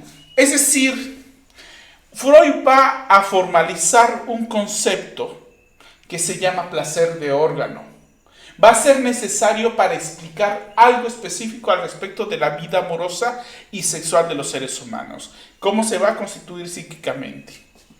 Y le va a escoger el concepto placer de órgano porque psíquicamente el deseo, el acceder a su goce sexual, va a operar muy parecido, o mejor dicho, el hombre, como se va a comportar al respecto del deseo y de su gusto, se va a comportar muy parecido al asunto del órgano sexual.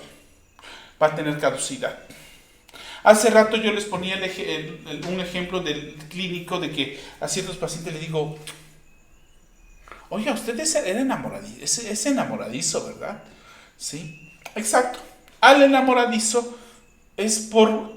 Cuando encuentra el objeto, lo idolatra, lo ama, lo llena de atributos. ¡Wow! Le es fiel. Al estilo de esta canción de... Es que me acordé quién la escribió y nada más hay que ver su historia. Y para que vean la falsedad del hombre. Pero me acordé de esta una canción que dice: cruzaré los ríos, los lagos y pelearé con dragones. Bueno, así es el amor, el enamorado. Como dice el meme, 3 doritos después, ya anda ofreciendo lo mismo por otro lado. Oiga, pero qué mentiroso. La mera verdad, sí, criticable, todo lo que quieran. Pero cuando el hombre deposita eso en un objeto, lo dice con verdad. No miente. Él se la cree. Él en ese momento, en ese instante, jura y perjura que eso que está diciendo, que va a hacer todo lo que dice la canción por el amor, lo va a realizar. Eso respondiendo todavía a la pregunta de, oiga, ¿qué es una fantasía delirante? Esa, la que dice ese cantante en eso, porque cuando él lo está diciendo, él cree que sí es. ¿Por qué creen que la damisela lo cree? Porque no mira mentira en su mirada. ¿Por qué lo está diciendo con esa convicción? El problema es que, ¿qué? Respondiendo a la pregunta, oiga, ¿y qué tiempo le dura? Ese tiempo le dura. ¿Sí? Dice, pero el hombre puede amar a su familia porque solo se refiere al amor de pareja. ¿Qué pasa con el amor a los padres? Miren, me meten en aprietos. Ay. Por eso le digo que el condenado psicoanálisis rompe ilusiones. ¿Sí? Dice usted, ¿qué pasa con el amor de familia? ¿Cómo es el amor? Voy a hacer una pausa para responder esa pregunta. Precisamente hoy me estaba recordando de una anécdota, que por cierto voy a escribir una nota al respecto. ¿Sí? ¿Y qué tiene que ver con el amor de los hijos hacia los padres? Ese amor incondicional que tienen los hijos hacia los padres. Ese que juran los papás, hijos que cuando vengan a su mamá dicen, ay, te extrañé mucho, te amo. ¿Sí? Ese amor del cual hoy pueden decir, mamá, qué bueno que llegaste. Pero pueden ver a la mamá lavando, trapeando, y ellos con el PlayStation. Bueno, ya ni utilizan PlayStation en la computadora, en la gamer. Levanta tus pisitos, mijo, voy a limpiar tu cuarto, ¿no? Ese amor, no sé si se refieran a ese amor de el hijo de, ay, sí, pero no son capaces de mover un dedo, ni por el abuelo, ni por la mamá. La anécdota que les comento hoy, es decir, solamente estamos dibujando al yo, Regresemos, es el yo. Porque el hijo jura en esos. Oiga, pero hay niños que aman. No, de esos ni hablemos, eso no hay problema con esos. Esos que. Hay un dicho que rezaba. Bueno, todavía reza, porque seguramente si lo ponen está en internet, pero ya no se conocen los dichos, que amores son acciones y no buenas razones. ¿Sí? A veces eso que le llamamos amor es algo que para fines explicativos yo lo utilizo y lo llamo amor de entraña. Sí, es el que se siente aquí. Sí, el que nos sube y nos baja. Sí, el que nos duele en el pecho. Sí. Entonces la anécdota, les comento la siguiente. Ojo, no estoy diciendo que no haya jóvenes, hijos que tengan ese compromiso, porque además es el otro problema. Es algo que me decía una de las pacientes, que decía, híjole, es que es como si hubiera tenido secuestrada la razón.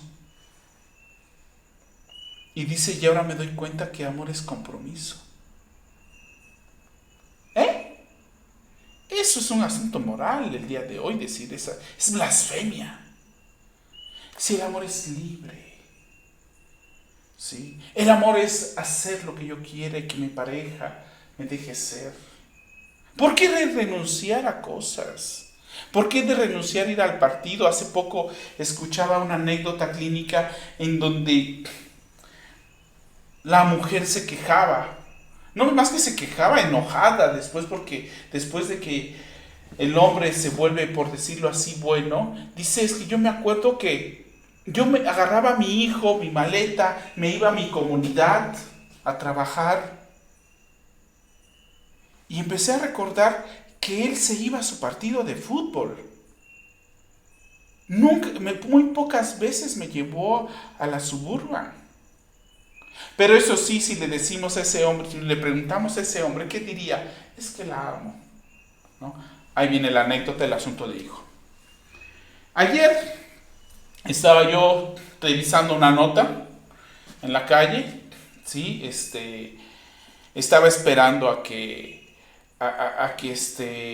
saliera mi esposa de la clase de natación y resulta que estaba revisando la nota que enviamos al periódico, por cierto, sirve de promoción. Escribimos en el periódico, para el periódico Noticias, Voz Imagen de Oaxaca, que es los lunes, miércoles y sábados salen las publicaciones, ¿no? Para los que no son de la ciudad de Oaxaca, pueden teclear Lecturas para la Vida y les aparecen las notas, o Consultorio del Alma, cuenta conmigo, y les aparecen las notas en donde abordamos temas distintos. Entonces estaba yo revisando una de las notas de una colega y estaba ahí concentrado en el coche escribiendo y de repente levanto la mirada y veo a un señor de traje, no delgado, como de unos 90 años, caminando suavemente con su bastón, acercándose a una camioneta Explorer roja y escucho que se va acercando el señor y se enciende la camioneta, se arranca a la camioneta. Yo sí, perdón, no puedo decir groserías porque nos bajan el video, pero sí dije, qué canijo el que está adentro, ¿no? Entonces, pues, lógico, ya con manos poco frágiles, débiles, no podía abrir la chapa, finalmente logra abrir. Mete su bastón, se sube con dificultad y yo, pues como lo tenía así en diagonal, vi solamente que una mano de un adulto varón lo intentó ayudar y yo dije, ha de ser su hijo, qué buena onda su hijo que viene por él, ¿no? Ese es el amor del hijo, ¿sí? A mí me encanta la expresión psicoanalítica que utiliza para no crear enredos al respecto del amor. Habla Freud de una disposición psíquica, en este caso una disposición amorosa. A veces esto cuesta de verdad, a mí me ha costado explicar esto principalmente a las nuevas generaciones, porque ojo, no tienen registro de eso. Cuando no tienen registro de eso, digo, no, oiga, psicoanalista, yo sí la tengo, no me friegue. Bueno, con algunas nuevas generaciones, ¿sí? Es decir, les cuento la anécdota y es así de, bueno, ¿qué le implicaría? Es decir, si hubiera una disposición amorosa con ese hombre que fue su padre, o que es su padre. A ver, ya sé que ya algunos lo pensaron. como dije, no sé si la camioneta llega y espera a su papá ahí, el señor, estoy suponiendo que no me imagino que sea el chofer, que sea su papá, y si es chofer, que mal empleado, si llegó para recogerlo de algún lugar al que fue o que va a ir, pero no tuvo la menor disposición de bajarse de su camioneta, ir a traer a su papá, tomarlo de la mano, pues ya está grande, se puede caer, acompañarlo, abrirle la puerta, ayudarlo a subir, auxiliarlo a subir. No, se le hizo fácil prender la camioneta cuando se va acercando. Ya me imagino al señor ahí todo presionado porque ya el otro ya arrancó la camioneta. No sabemos si la arrancó para que caliente el motor o la arrancó para meterle un poquito de presión. Pero si le preguntamos a ese hombre, seguramente encontraría un sinnúmero de argumentos para justificar el por qué no lo hizo. No, ese domingo estuvo lleno de esos eventos. Llegamos al súper, me estaciono, me bajo y veo a un hombre en una camioneta blanca, una Nissan, me acuerdo de las marcas, parado adentro de la camioneta. Seguimos caminando y al dar la vuelta, o sea, la parte de atrás de la camioneta, está una señora igual de unos 85, 90 años, con el cerillito subiendo las cosas, ¿no?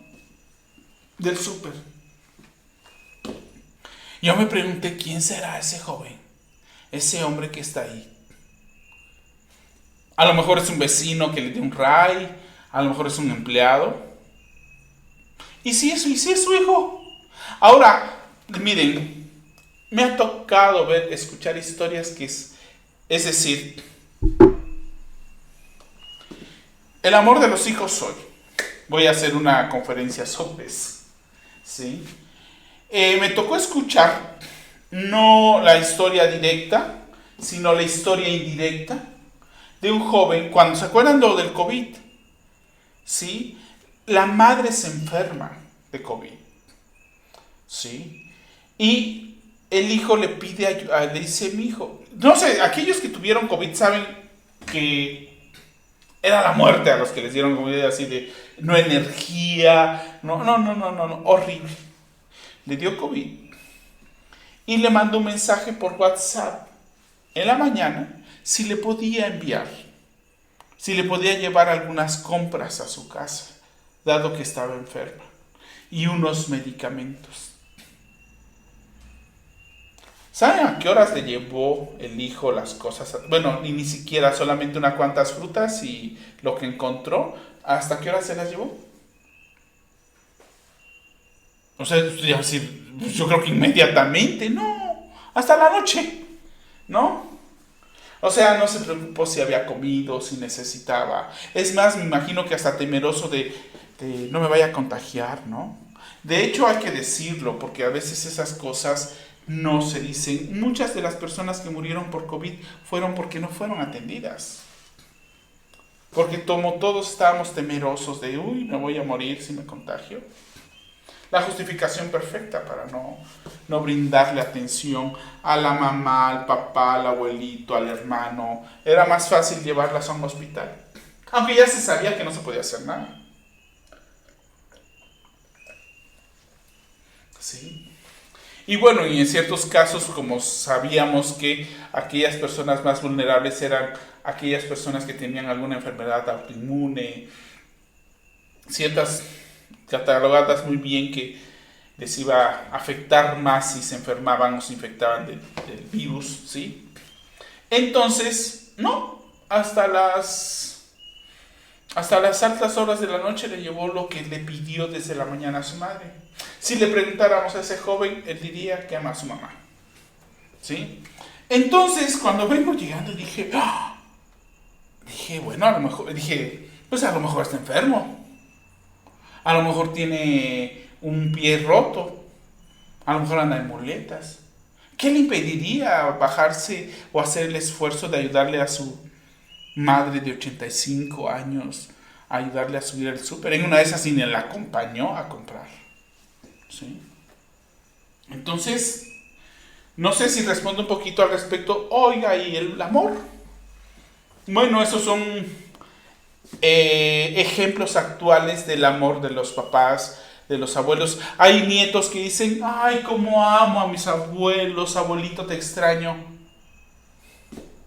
Pero no son capaces de irles a ayudar a limpiar la cocina, a barrer, trapear. Ajá, ¿qué voy a decir? Y los que dicen que no quieren a sus papás, por ejemplo.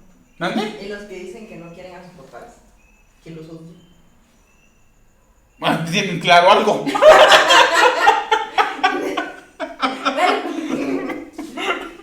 Bueno, es que hay una edad en la que a veces muchos jóvenes, por toda su historia, por todo eso, pues dicen, es que me cae gorda mi mamá, ¿no? Y luego nos empiezan a contar la historia y uno dice, no, pues yo también, ¿no? Sí, no hay que moralizar eso. Yo solamente lo teatralizo, lo comento. ¿Por qué? Porque hay que ser honrados. Se tiene una idealización al respecto. ¿Sí? El yo nunca se quiere enterar de ese egoísmo al respecto de la pregunta que nos decían de, oye, ¿las personas narcisistas son capaces de amar? Difícilmente. Tienen un imposible.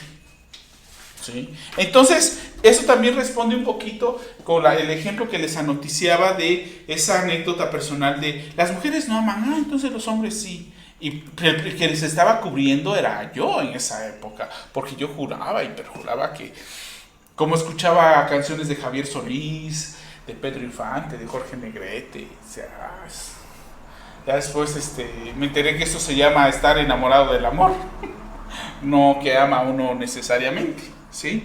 Entonces, el amar, como decía esta paciente, dice, híjole, es que caigo en cuenta que...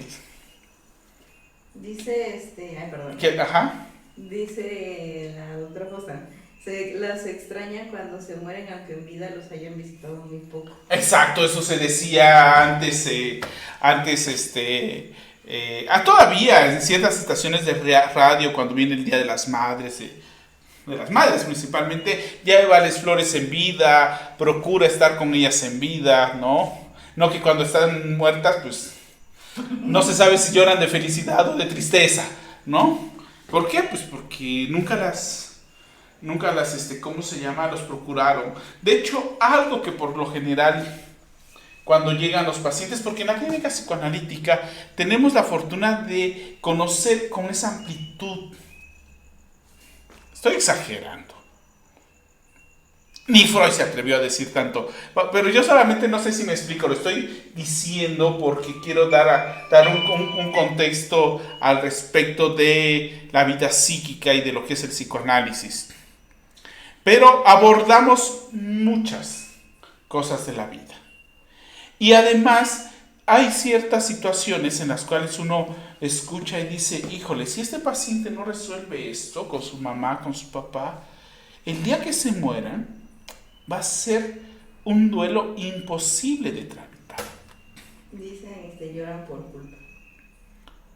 Sí, ese es, sufren y no pueden superar ese duelo.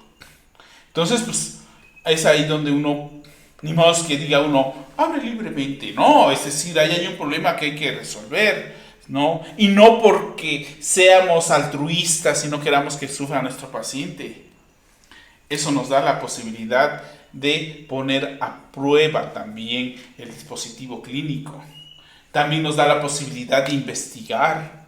Nos da mucha apertura al respecto de resolver cosas, nos dan una visión de la vida anímica. Por eso también a veces llevamos al paciente a que resuelva eso, ¿no? Esos odios, esos resentimientos, esa imposibilidad de amor. ¿Sí? ¿Por qué? Porque esto yo se los conté de vida cotidiana, pero por lo general nos encontramos esas circunstancias, ¿sí? Esas circunstancias en las cuales, hace poco ya me acordé, esas circunstancias en las cuales en la clínica psicoanalítica aparece el asunto amoroso. De hecho, hace poco escuchaba a un paciente varón que él dice es que siempre fui responsable. Y uno piensa que la responsabilidad viene y cae sobre un sujeto. Y a veces no relacionamos que el asunto de la responsabilidad a veces nace por no querer perder la mirada de la madre, por no querer perder la mirada del padre, por no querer perder el amor de la madre. ¿Sí? ¿Por qué? Porque hay que imaginar que cuando se es niño, por cierto, esto también me sirve para responder un poco a la pregunta, oye, ¿cuál sería un amor verdadero? Aunque es dice Freud, aunque es un amor que nace desde el interés, ¿sí? Y desde el interés curiosamente narcisista también, ¿sí? Yo no he visto a ningún niño que quiera decepcionar a su papá. O que desde la pancita de la mamá sale con su carita y dice, ¡ay! Un nuevo mundo que decepcionar. No, ese no existe, queridos. Ningún niño quiere decepcionar a su padre y a su madre. Ninguna niña quiere decepcionar a su madre y a su padre. ¿Sí? Basta ver cómo juegan, cómo sonríen, cómo se les ilumina el rostro, cómo se les ilumina de felicidad cuando el padre o la madre le corresponde la sonrisa. Son aprobados, son aprobadas. ¿Sí? Entonces, nada más que me perdí, disculpen. Disculpen, solamente dura mi atención 2 horas. Entonces, ya después de 2 horas empieza a fallar, ¿no? la memoria. Entonces, cuando resulta que ningún niño, ninguna niña quiere decepcionar, entonces muchas veces ahí es donde nace el niño que es responsable. Eso que le llamamos la responsabilidad. ¿Sí? Después se mezcla con otras cosas en el desarrollo, ¿sí? Pero a veces es porque no quiero decepcionar a mi mamá. Hace tiempo escuchaba a un paciente muy jovencito, bueno, él ya adulto, en esa época muy jovencito, vivía en una comunidad por ahí cerca del Istmo, de esos que están antes por la Sierra Chontal, por ahí. No recuerdo el nombre del pueblo, y qué bueno que no lo recuerdo. Lo que él narra es que la admiración que él tuvo por los maestros, porque dice, yo quiero ser como ellos, porque él les depositaba cierta ilusión.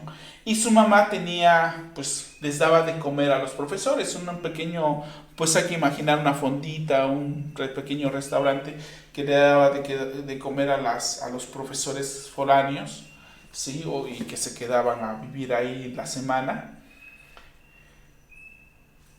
Y una actividad que a él le causaba inmensa felicidad, ¿saben qué era? Los días de plaza en Tehuantepec. Porque la mamá bajaba a Tehuantepec a surtir las cosas para la comida que les daba a los profesores, y él, como no iba, él se quedaba a limpiar la cocina, las mesas, todo. ¿Sí? ¿Sí? ¿Sí? Y esa era su felicidad. De que su mamá llegara y viera limpio. No es un sujeto que al paso del tiempo decía, y mi mamá nunca me agradeció, ¿no? Nunca me dijo, ay, mi hijo, qué bueno y qué feliz me hace, que... No se queja de eso, ¿no? Su felicidad era llegar y esperar, esperar a mi mamá cuando llegaba, que sabía que decía, híjole, después del mercado tengo que llegar, acomodar, limpiar y... está limpio todo. ¿Sí? Entonces, solamente para poner de relieve la pregunta de, hoy ha hablado del amor de pareja y el amor de los hijos, les he puesto ejemplos. Decir anécdotas.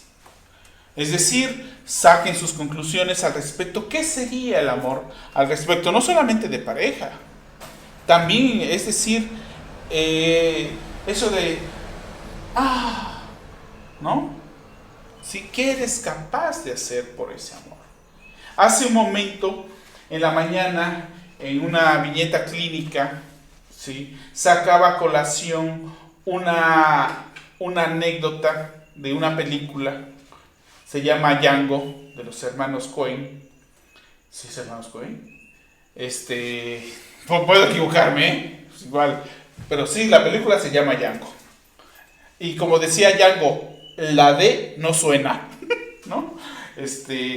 Entonces, Django, hay una escena, bueno, no se las spoileo, solamente la viñeta que voy a utilizar. Pues este alemán, que andaba deambulando ahí en el oeste, ¿sí? En la época de la esclavitud, compra a un esclavo y adquiere una cierta amistad, un cierto cariño, y después hacen un contrato, hacen así de palabra, que en qué momento se va a acabar, y le dice finalmente que él le va a ayudar a llevar a cabo una misión que tiene que ver con la esposa de Django. Y Django, un tanto desconfiado, le dice: oye, pero ¿por qué me quieres ayudar? Además es una misión peligrosa, podemos morir, ¿no? Casi, casi. ¿Por qué me quieres ayudar? Y el hombre le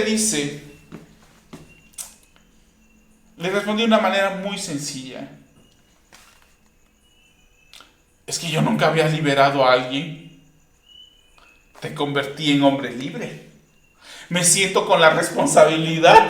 Ahora tengo responsabilidad por ti, por haberte liberado. ¿Sí? Dice Rafa que es Django de Quentin Tarantino. Quentin Tarantino. Gracias, Rafa. ¿Sí? Entonces dice, bueno, ese es el problema con el amor. Pero bueno, miren, como va a haber otras clases, seguramente voy a tener que retornar algunas cosas de las clases anteriores. Así que si nos siguen, pues revisen las otras clases antes de, ¿cómo se llama? Del asunto para que pueda yo acudir a esas viñetas. Entonces, a veces, en esta época no tenemos la conciencia de que ciertos actos, ciertas acciones que llevamos a cabo por el otro van a provocar un estado afectivo. ¿Qué es lo que hacemos hoy? No nos importa. Nos damos la vuelta y nos vamos. Es decir, si esa acción la llevaría a cabo este alemán, es decir, ya hice que me amaras, ¿ahora qué voy a hacer? Ya me siento responsable por eso que acabo de provocar en ti. Eso no existe hoy. Nadie quiere eso. Somos defraudadores del amor. Somos defraudadores de lo que provocamos en el otro. Sí, ¿no? Entonces, ahí va un poquito. Me dijeron que ya en 10 minutos terminamos. Yo creo que ya me consumí 5 de los minutos de los días que terminamos. Y me dijeron, oiga, promociones. ¿De qué tengo que hacer promoción? Pues ya le hizo al periódico, a la radio, No, a la radio no, escúchenos en la hora del deseo. Bueno, no a mí, a mis colegas que están turnándose en el programa La Hora del Deseo por Vasconcelos Radio los viernes a las 1 de la tarde. Entonces, los viernes en punto de la 1 de la tarde, así buscan en Facebook Vasconcelos Radio, ahí están mis colegas, pues para que los nombro mejor, conozcanlos ustedes personalmente. Y también, claro que sí, tenemos cosas que promocionar, prontamente van a haber actividades muy importantes que vamos a dar a propósito de que hoy tenemos que llevar ahora todavía más actividades, tenemos más compromiso que el que teníamos. Me estoy refiriendo al compromiso social. Somos un instituto generador de dispositivos clínicos sociales y no solamente generador, que buscamos aplicarlos. Entonces, seguramente para la próxima clase tendremos noticias al respecto, pero pueden visitar la página de Facebook, la página de web. Ustedes ponen inei.com.mx y aparece y ahí se noticiarán de lo que hacemos. Asimismo, también pueden encontrar ahí un blog donde están las notas del periódico, algunas notas del periódico y de las actividades, ¿sí? Tenemos por ahí un proyecto que se quedó un poquito en el cajón virtual que se llama psicoanálisis, ay, ¿cómo se llama la revista? Psicoanálisis y bienestar. Sí, que tenemos ahí el material, no lo hemos podido sacar, pero esperemos prontamente, también este es uno de los proyectos que vamos a poder materializar, esperamos muy pronto, cuando me refiero a materializar es imprimirlo. ¿Qué pasó? Es que quería poner el código QR para las redes y puse otro que no sé cuál es. No me digas. Ya mejor ya lo quito. Sí, mejor. Entonces, pero visiten la página de internet, ahí están los códigos QR, ahí está la información. Tenemos también la formación de psicoanalistas, que hoy es precisamente uno de los días en los cuales se imparte, que es martes a las 8 de la noche, jueves a las 8 de la noche, que es por Meet, y los sábados definitivamente tenía que ser presencial. Entonces, tenemos, si se ve esto, tenemos nuestros ejes teóricos, nuestros 5 ejes: teórico, clínico, práctico, autogestión y transmisión. Y si ustedes saben de alguna escuela que necesite o están interesados en alguna charla de algún problema que estén presentando los jóvenes, los niños, los más chiquititos, los jardines de niños, pues nos pueden invitar y con gusto la vamos a dar. Se llama el proyecto Escuela Psicoanalítica para Padres, en donde así creamos un punto de encuentro para la reflexión al respecto de cómo transmitimos la educación a nuestros hijos, ¿sale?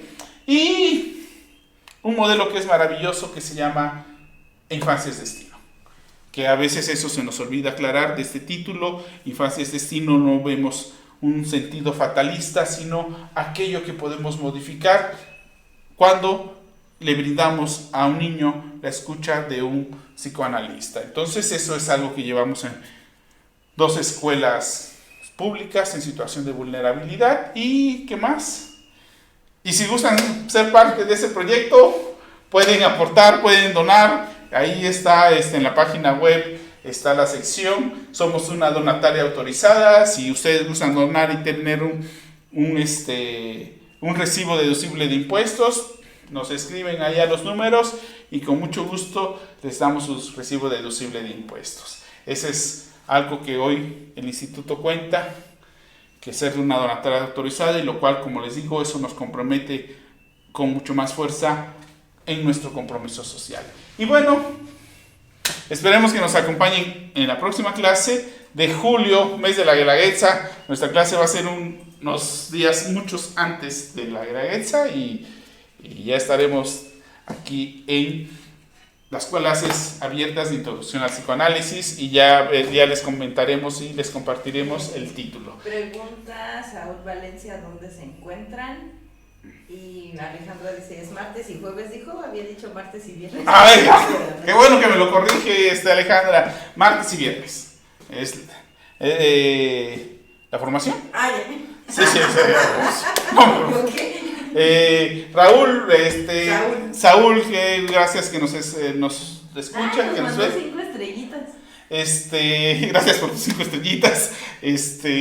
Y estamos ubicados en la ciudad de Oaxaca, sí, en México, en el país México. Aquí nuestras instalaciones están en una colonia que es San Felipe del Agua, en Calzada de San Felipe del Agua 911. Aquí nos ubicamos, aquí es donde estamos transmitiendo en este momento y esperamos crear una cultura psicoanalítica primero aquí en la ciudad. Por eso es en lo que estamos trabajando, trabajando principalmente en las personas en mayor situación de vulnerabilidad. Esa es la intención, y que el psicoanálisis esté al alcance de la mano. Muchas gracias y que tengan bonita noche y nos vemos en julio, en el mes de la Guelaguetza. Hasta la próxima.